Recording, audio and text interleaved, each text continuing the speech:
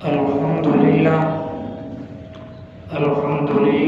وكفى والصلاة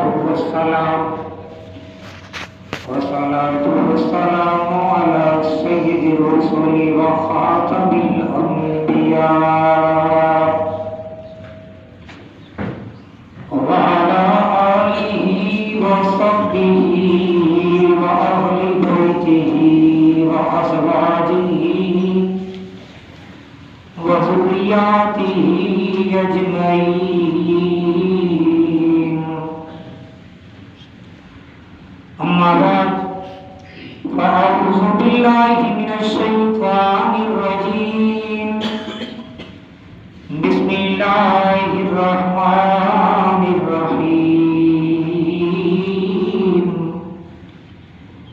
إنما حرم عليكم الميتة والدم ولحم الخنزير وما أهل لغير الله به فمن اضطر غير باغ ولا عاد فإن الله غفور رحيم.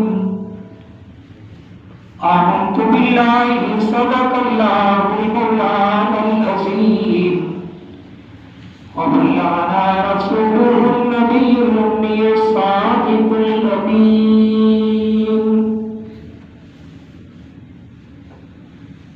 حب احمد ازل ہی سے سینے میں ہے، حب احمد ازل ہی سے سینے میں ہے.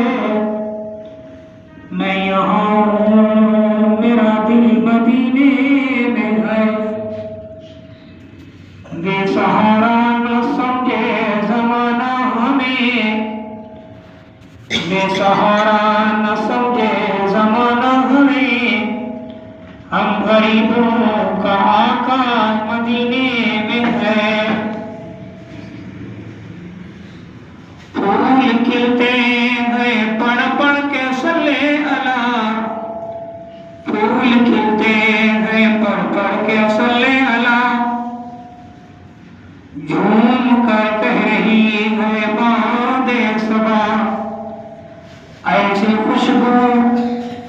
خوشبو چمن کے گلوں میں کہاں، جیسی خوشبو نبی کے پسینے میں ہے. سبحان اللہ سبحان ان اللہ و ملائکتہ یصلون علی النبی یا ایھا الذین آمنوا صلوا علیہ وسلموا تسلیما. تمام دوست دل کی محبت اور خلوص سے درود پاک پڑھیں. اللهم صل على محمد وعلى آل محمد كما صليت على إبراهيم وعلى آل إبراهيم إنك حميد مجيد. اللهم بارك على محمد وعلى آل محمد كما باركت على إبراهيم وعلى آل إبراهيم إنك حميد مجيد. قابل صدر کرام، میرے محترم عزیز دوستوں، بزرگوں اور بھائیوں، میں آپ حضرات کے سامنے اللہ رب العالمین کے پاک کلام مقدس قرآن مجید کے پارہ نمبر 14 سے سورۃ النحل کی چند آیات مقدسہ تلاوت کی ہیں. اللہ رب العالمین کی ذات عالیہ سے دعا ہے کہ اللہ پاک مجھے اس کا صحیح معنی مطلب بیان کرنے کی توفیق نصیب فرمائے.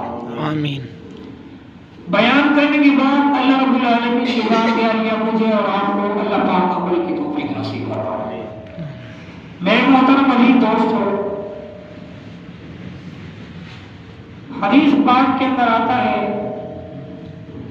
لا يدخل الجنت من غزی بالحرام.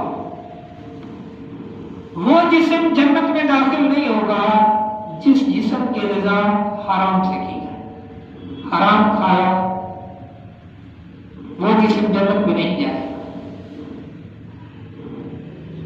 اب حرام جسم میں ایک وہ چیز ہے جو کسی کا مال نہ کھایا جائے، حق نہیں ہے وہ کھا رہے. وہ کیسا ہے؟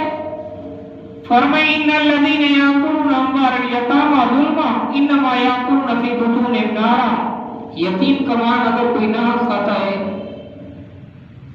اس کا حق نہیں بنتا پھر بھی کھا رہا ہے، وہ ایسا ہے جیسے کہ اپنے پیٹ میں جہنم کی آگ کو بھر رہا ہے، اس کے پیٹ میں جہنم کی آگ بھر رہی ہے۔ وَسَيَصْلَوْنَ سَعِيرًا، یہ جہنم میں داخل کیا جائے گا، جہنم کی آگ پیٹ میں ڈالی اور ڈالا بھی جہنم کے اندر جائے گا۔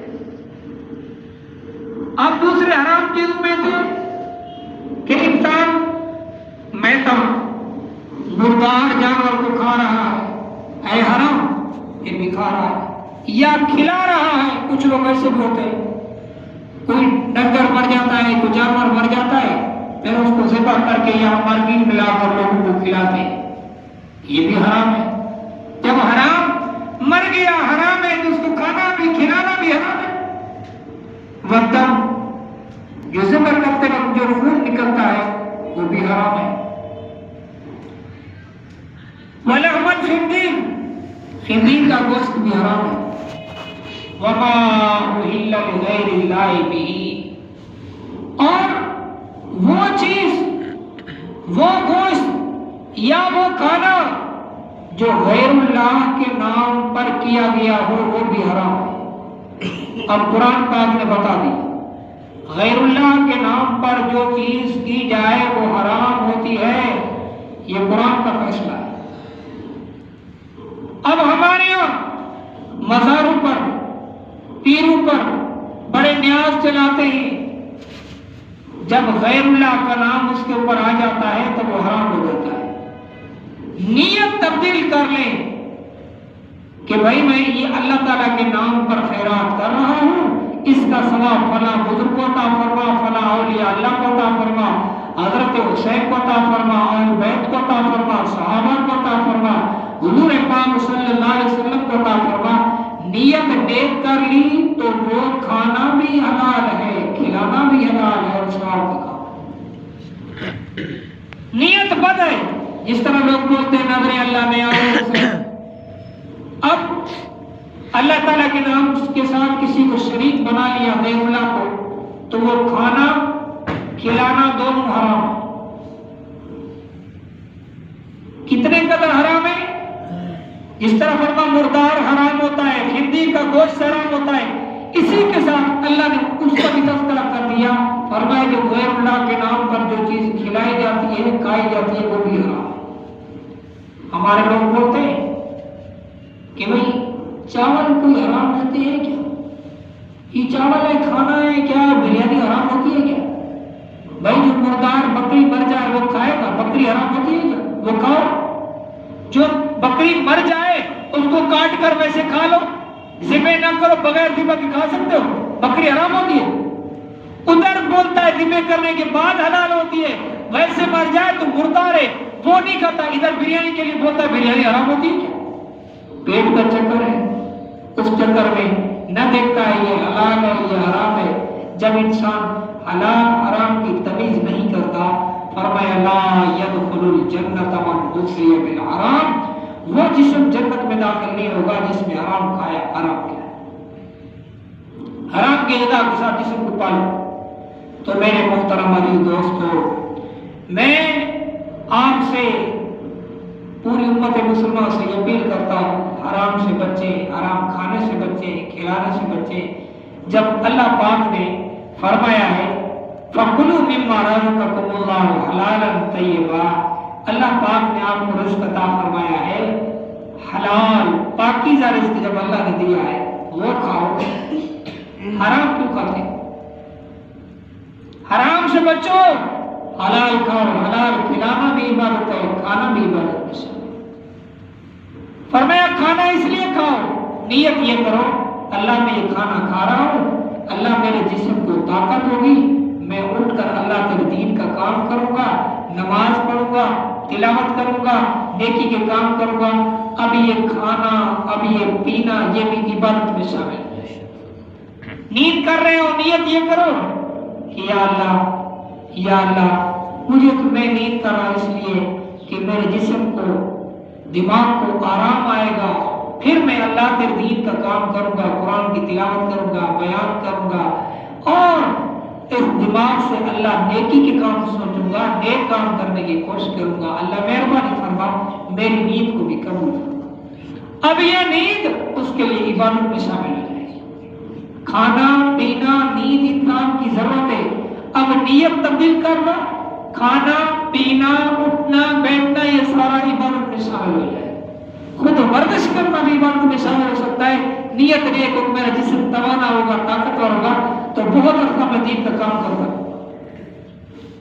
ہمارے حضرت حارث جی دامت برکاتہ العالیہ ایک مرتبہ فرمانے لگے بھائی جب ورزش کی ضرورت پڑتی ہے نا، باہر گھوم کود کر کیا کرو گے، کیا ورزش ہوگی؟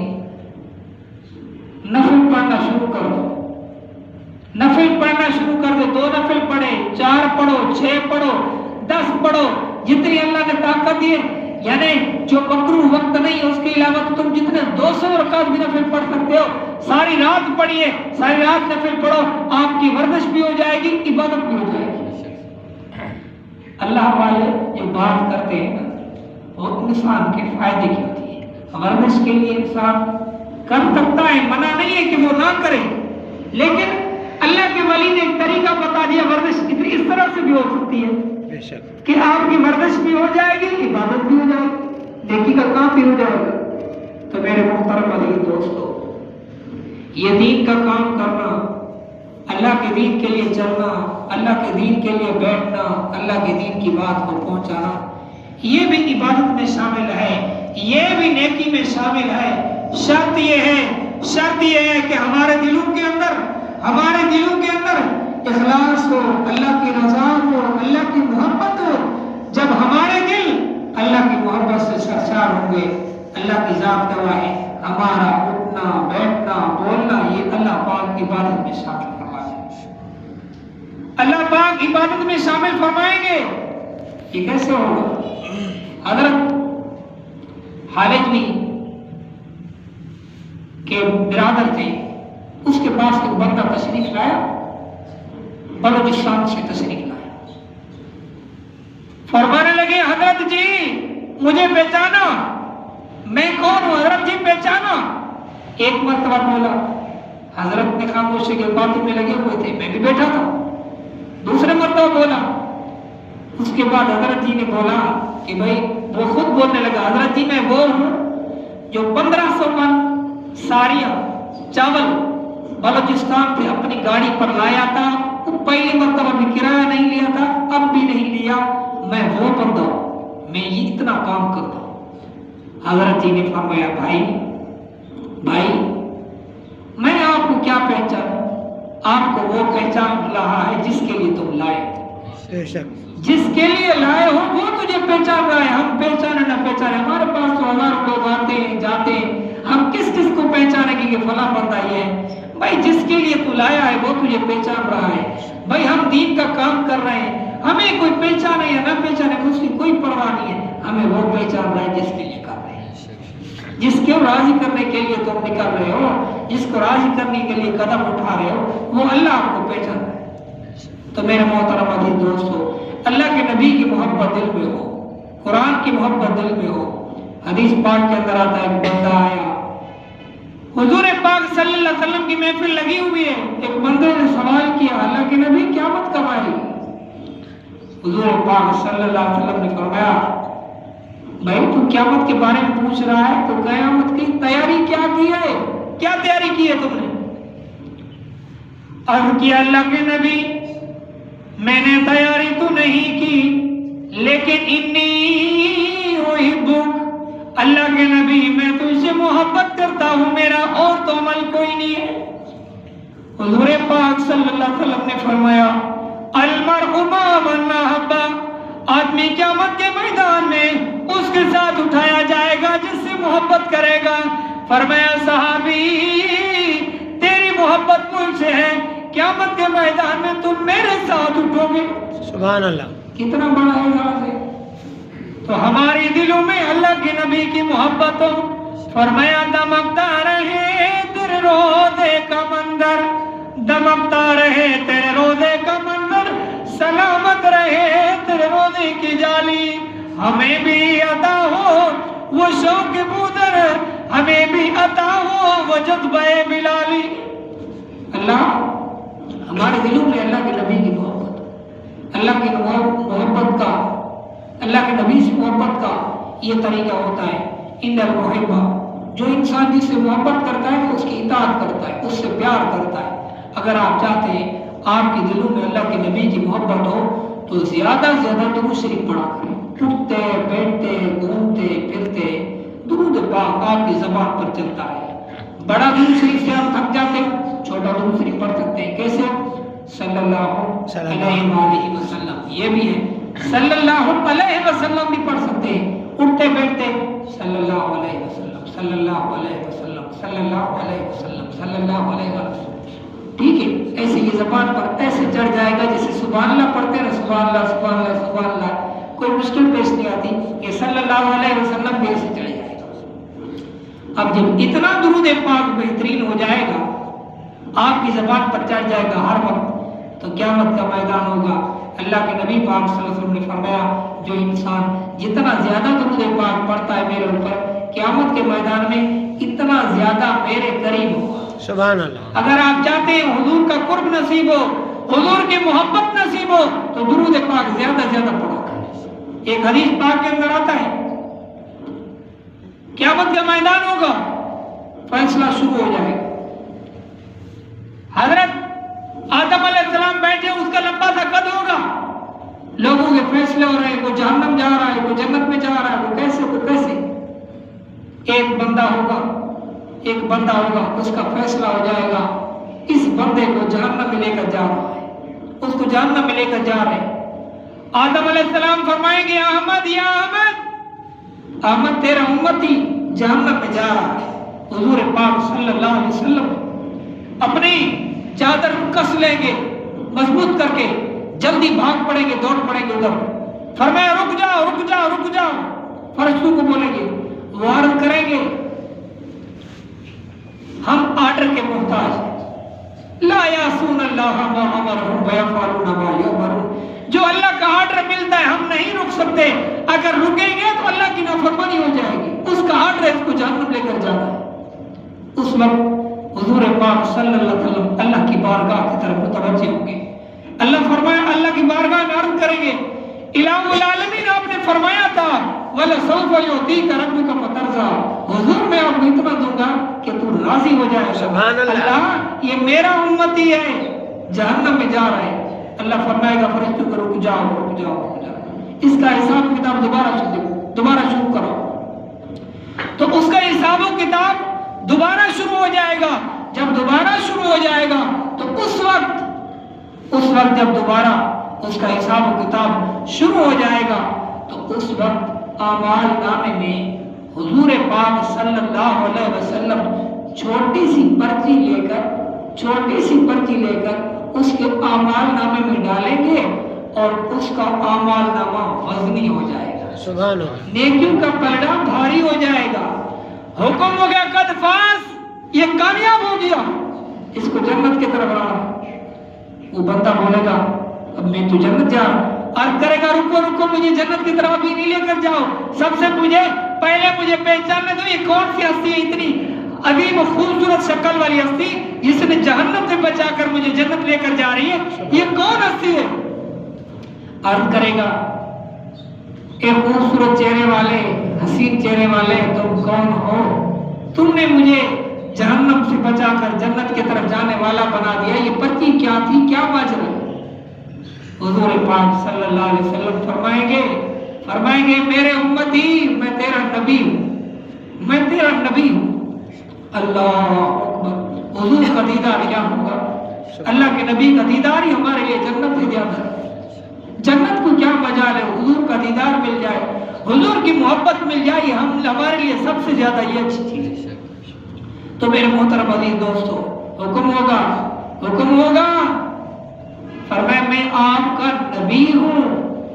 حضور یہ پرچی کیا تھی جس کی وجہ سے میرا اعمال نامہ بڑھ گیا، نیکیوں کا پلڑا بھاری ہو گیا، یہ کیا تھا؟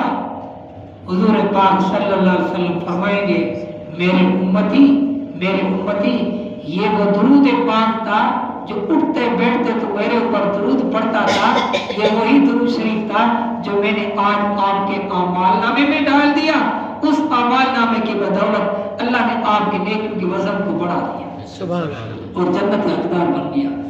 تو میرے محترم عزیز دوستو، اٹھتے بیٹھتے درود پاک پڑھا کریں۔ کیا پڑھنا ہے؟ صلی اللہ علیہ وآلہ وسلم پڑھیں۔ اگر یہ نہیں تو صلی اللہ علیہ وسلم سب سے شارٹ کٹ درود شریف ہے، صلی اللہ علیہ وسلم۔ صلی اللہ پڑھیں، میں دیکھوں آپ کی زبان پر چڑھ جائے، صلی اللہ علیہ وسلم، صلی اللہ علیہ وسلم، صلی اللہ علیہ وسلم۔ یہ اتنا پڑھتے رہیں کہ آپ کی زبان جو ہے حضور پاک کے درود پاک سے تر ہو جائے، اللہ کے ذکر سے بھی تر ہو جائے۔ تو میرے محترم عزیز دوستو، جو میں نے بات کہی اللہ پاک اپنی بارگاہ الہی میں مقبول اور منظور فرمائے، اللہ تعالیٰ اخلاص اور سچائی والا معاملہ فرمائے، اللہ پاک ہمارے دلوں میں اپنی محبت نصیب فرمائے۔ اللہ کی محبت ہوگی